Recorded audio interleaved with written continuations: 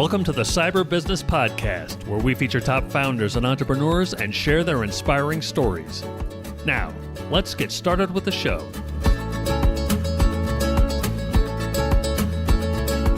Matthew Connor here, host of the Cyber Business Podcast, where we feature successful business leaders, authors, top law firms, green energy companies, and more. Today, we are joined by the founder of Osmosis.org, Shiv Gaglani. Shiv, welcome to the show. Thanks for having me, Matt. Great to be on. It's great having you on. Before we get too far in, a quick word from our sponsors. This episode is brought to you by cyberlinks.com. That's cyberlynx.com. Do you know if a hacker's in your system? Most people and most companies don't until it's too late and hackers have already done damage. A hacker's job is to bypass your security, so companies need a way to know if someone's gotten past their security. That's where CyberLink's intrusion detection comes in. With our 24/7 security operations center, we monitor your computers, networks, and cloud accounts using a combination of AI and highly skilled cybersecurity technicians to detect any signs of attack or intrusion. So if a bad guy gets past your security, we'll know right away and be able to kick them out. Find out more at cyberlinks.com. That's cyberlynx.com. And now back to our show. Shiv, can't thank you enough for coming on. I know you are super duper busy. Now, for those who, you're in med school now, which is, obviously a very busy thing. But let me take you back. Osmosis, for those who aren't familiar, can you kind of give us the elevator pitch? Yeah, no, basically Osmosis was started by my co-founder and me a decade ago, the first time we were in med school. So we basically, hit the ground running in med school here at Johns Hopkins in Baltimore. And within a few weeks, realized that we were forgetting things as quickly as we were learning them. And then conversely, my co-founder had a PhD in neuroscience. I had done some neuroscience work. There was a lot of redundancy, things we had already learned, not just once, but 2 or 3 times in college that we were being forced to relearn in med school. So a lot of inefficiency in the way we train healthcare professionals. Obviously, we all know about the shortage of healthcare professionals.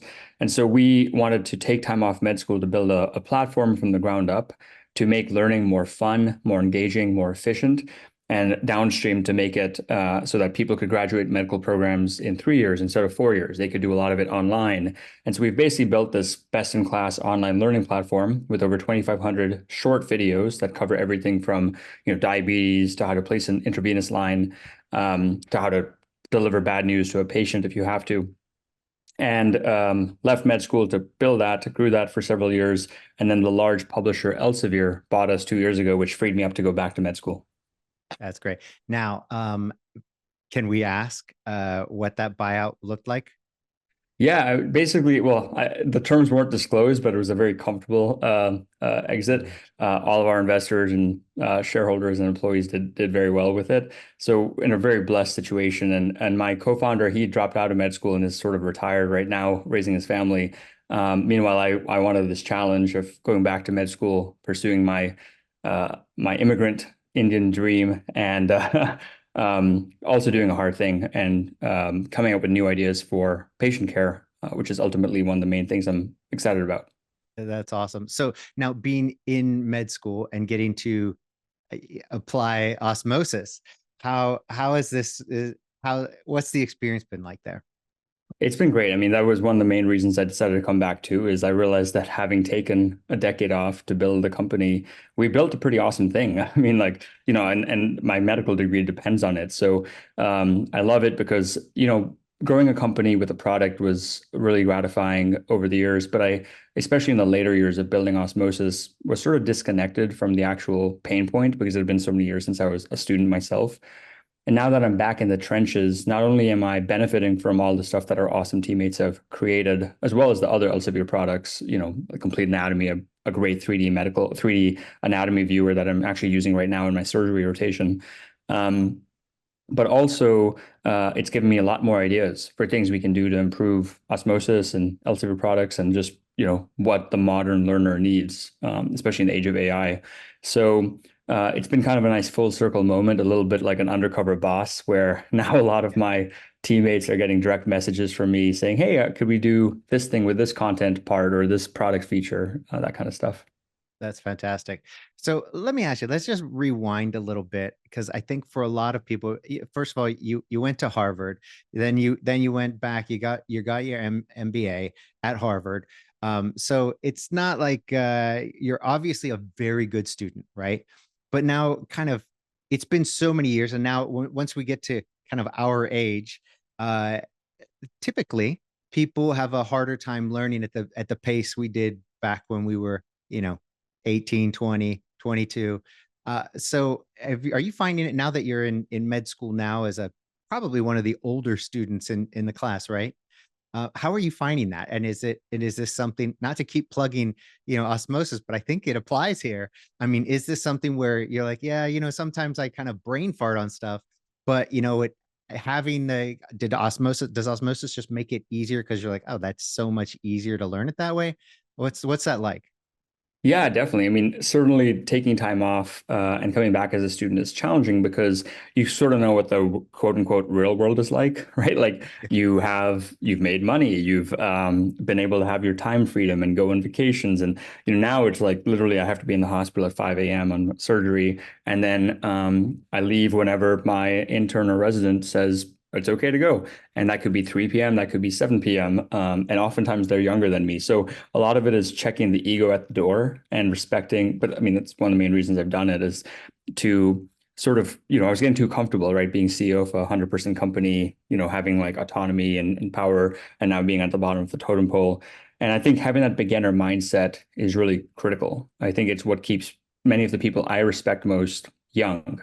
There's a great Ben Franklin quote, which is, many people die at 25, but are only buried at 75. And I think one of the predictors of if you're in that camp is if you stop learning, right? Whether that's because you're just kind of tired of learning or tired of being a beginner, or the ego builds up and you don't want to be, the beginner. And so, role models I have like Alan Patrikoff, who's on my board. He's 89, still investing, still advising companies. He went skiing with us a couple of years ago at our Osmosis board meeting. And he's often the first adopter of some of the products that I've seen. Like he sent me texts of like, hey, have you seen this app? And so my mom's like that, a lifelong learner. I think that's a really key thing I want to keep continuing to do. That's fantastic. And then getting back in it at that kind of, I mean, because I think in the real world, and we're in kind of that one of those industries where you've got to constantly be learning new technologies, new things, just constantly. The amount of information you've got to read just to stay up on the advances in cybersecurity, it's crazy. So great, you're constantly learning.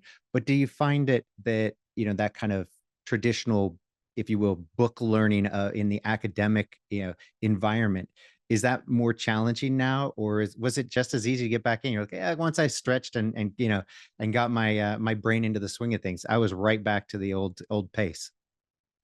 I think the second, I think it's never been easier to be a student now because, everyone has a personal assistant. Just use ChatGPT, $20 a month, and you can get it to explain anything to you. There's free YouTube courses and Coursera edX courses on anything. So really the only thing that you need is motivation, right? That's ultimately the motivation, and figuring out your habits so that you're learning. I think that's where people get stuck. It isn't like 100 years ago where you had to like have the book in the library in your town to like learn something. You can have any expert teach you anything, anytime, and that's both empowering, but also for a lot of people it can be paralyzing, right? Because there's the paradox of choice. Like, what do I learn? And I think that my advice for those people who are stuck of like, where do I go, is just start. Like, start on something that's interesting to you, because you can always change gears. I think a lot of people, they plan, what degree should I pursue? What course should I take? Where's the puck headed in the Wayne Gretzky quote? They want to pick the perfect time in the perfect field. But I think some of the most interesting things come out of people who zigzagged, right? People who started in one, like Airbnb, right? Isn't a great example. Brian Chesky was a designer, really interested in architecture for a while. Steve Jobs studied like fonts in college, and then that came back later when he was designing a really wonderful product in the Mac and iPhone. So I think a lot of the most interesting and creative innovations that we need come from just being okay learning many different things and then connecting those dots at some point in the future. I love that. Well said. So let me ask you, can we go all the way back? Because I think we love these founder stories. So just kind of getting into the nitty gritty. We went over it a little bit, but that takes, I think there's a huge story in there. I mean, you're in med school, and then it takes a lot to decide, hey, we're going to drop out and we're going to start this. Those kind of details, the where's that tipping point where you're like, well, we've got to do it now. And the how you go from idea to actual product and investors and then getting to your first client. So there are so many details in there that they're easy to kind of pass up, but I think that's where the real jewels are for other entrepreneurs and business owners. I think that's where the enjoyment is. So if I could, can you take us back and give us kind of the detailed account of when you're in med school, how you came up with the idea, and then just the detailed story, if you would. Yeah, like two caveats I'll give at the outset. One is what's known as the narrative fallacy. So it's very easy to connect the dots looking backwards. In fact, you can only do that. And I think a lot of these founder stories are awesome. I've benefited from a lot of them too. But just a touch of kind of humility here in that we had no idea how things would evolve. And a lot of this is luck. A lot of this is serendipity. And some of it's just, some of it was sheer brute force hard work. And then the second caveat is whatever advice people get out of this conversation from me, so contextual, right? So what worked for me may not work for you. It's just all about the context. But I think listening to podcasts like this can be really helpful because then you see what's possible. And I think that's really a great service you're providing and other people who do these kind of founder stories in that they can pick it, people can see, oh, I didn't know you could do this, like leave med school and come back. And that my hope is someone listening to this will reach out and like ask for advice if they ever want it. So they can find me on LinkedIn. I'm only Shiv Gaglani. So back to your question, founder story. Basically, we started at Hopkins an anatomy class, and it's such a, people have heard this, it's drinking from a fire hose. There's so much information coming at you, and the rate of medical knowledge is expanding dramatically, right? There's way too much information out there. New diseases come out like COVID-19, right? It was a new disease. And suddenly all these primary care docs and nurse practitioners had to learn about COVID as well, and mRNA vaccines and stuff. So it was really hard for us as first year med students to even like learn things the first time, let alone retain that information. And so my co-founder, Ryan, who had a PhD in neuroscience coming into this, and I just wanted to solve our own problem, right? We weren't intending for this to be a company. I think that's a common theme among founders, is that literally it's like you see a frustration, which in our case was learning medicine is hard, it's inefficient, it's too much information. And every other solution we've tried is kind of built not for medical knowledge, but general learning, like a language flashcard app or, a Blackboard, which at the time was the most popular learning management system, which is more of like a student administration system. And so we were like, how do we learn this stuff more efficiently? YouTube was getting really popular. Khan Academy was popular at the time. And so we started building just kind of on the side, something that at a minimum may not make any money, but would help us pass our classes.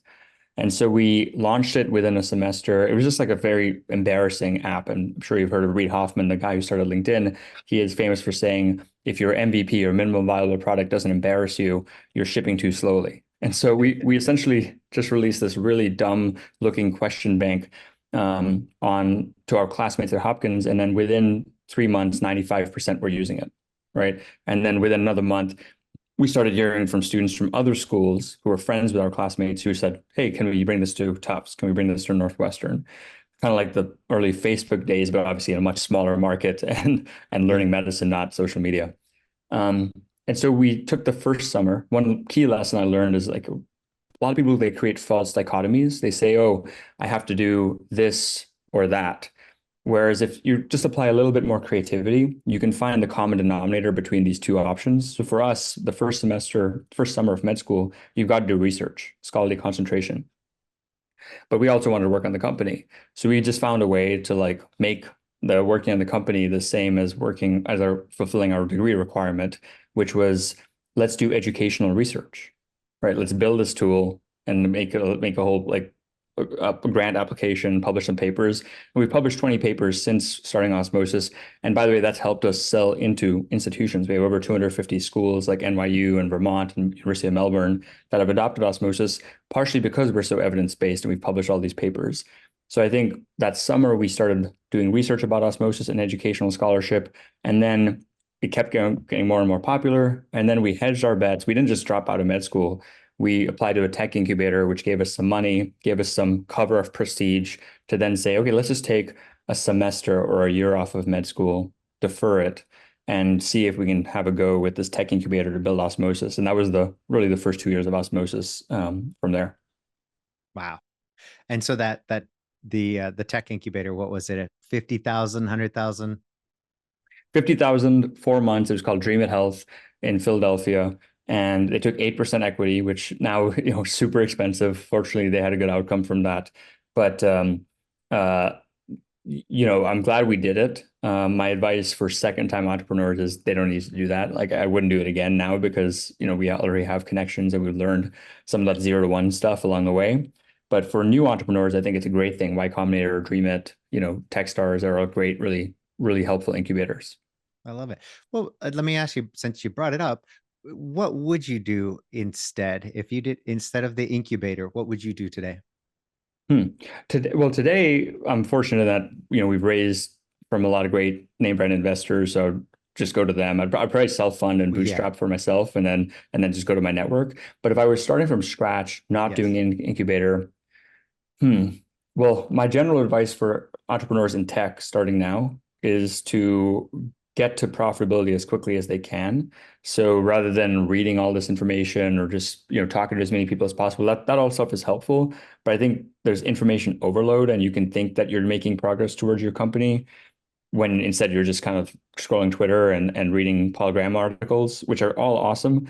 But ultimately, like, rubber meets the road if someone will pay you for your services and products. So I would say find a way to make money from day one so that you control your own destiny for your product. Make it a side hustle. Don't necessarily leave your job if you need to, still have a source of income, and see if you can get money from day one. The best funding for any startup is just customer revenue because you're creating value for them. So that's key advice I would give to anyone.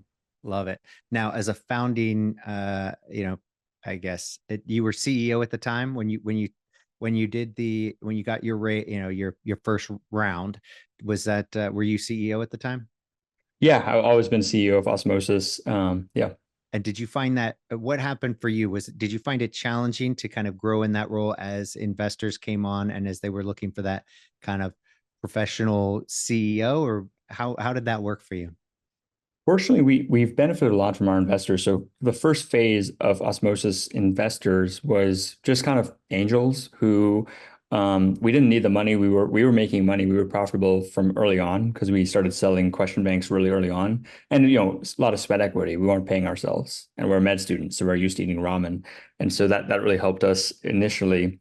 But then my first money in were some angel investors, including my business school professors, who we didn't really need the money, but we wanted their advice. We wanted them to have skin in the game. And, so many people ask for advice. There's a saying, if you want advice, ask for money. If you want money, ask for advice. So we were asking, we didn't want money, but we were asking for advice. And then one of our largest angel investors, Peter Frischoff, who started Medscape, basically said, look, I want to make sure this is worth your time and my time. And the best way is if I can put some money in. We're like, we don't really need the money, but he's like, if I put the money in, I'm on the same side of the table as you, and I'm not just meeting whenever it's convenient for you or me. It's like a monthly thing. We'll meet. And so we did that, raised some money from investors. And fortunately, most of those angel investors were also founders at one point. So very much aligned and realized that there's going to be a steep learning curve. Ideally you want this company that's growing really quickly. And we were fortunate. It wasn't always a hockey stick. It definitely plateaued and then grew again, grew again. But I was very fortunate in that. So every company has this growth rate. Most people on the executive team, whether it's a CTO or CEO or COO, can't grow as fast as the company needs them to grow. And so I benefited by surrounding myself with investors who were founders who understood and gave me some grace. But then also talking to, once we raised our seed, I was talking to Series B CEOs of like, what do you need? What do you wish you knew at my stage? And then hiring around me to compensate for my clear deficiencies and weaknesses, which anyone will have as they're trying to grow a company.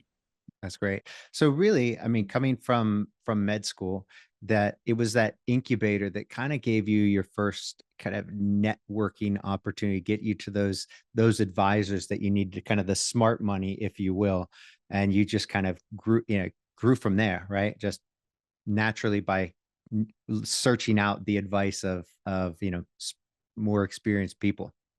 Yeah, yeah, exactly. Bring them on the board. Like my board member, Mitch, incredible founder, twice my age, and became a real close friend along the journey. And we just could not have done what we did without him.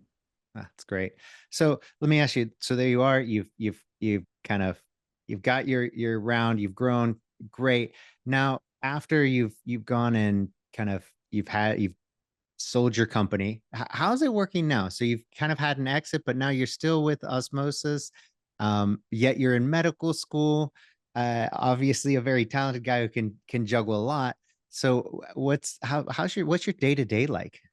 Yeah, well, the day-to-day is I'm a full-time med student, so really like my role is to learn medicine and be there, with patients and with my team and be a good member of the team. So oftentimes that includes, so-called scut work. Like, last week I was helping transport a patient from the floor to the CT because we were doing a liver resection on him. So, and that was totally great. Like I love that change of pace for myself. And, in between patients and whether it's the OR or cases, I'm able to pull out the Osmosis app and like watch a short video or answer some questions.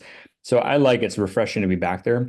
But after we sold, I had a 2-year commitment. And then that sort of ended, and which allowed me to go back to med school. But I'm still obviously very invested in the success of Osmosis and what we've built.